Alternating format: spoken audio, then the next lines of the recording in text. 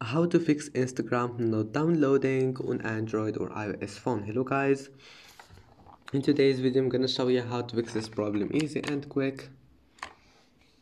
First go to settings and then scroll all the way down until you find storage. Click on it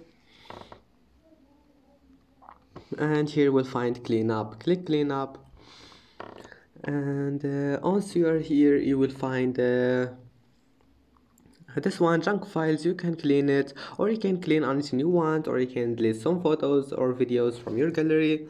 After that, go to Play Store and try again and make sure your Instagram is updated. I hope that can fix your problem. Then restart your phone and try again, and don't forget to like and subscribe, and see you in the next video.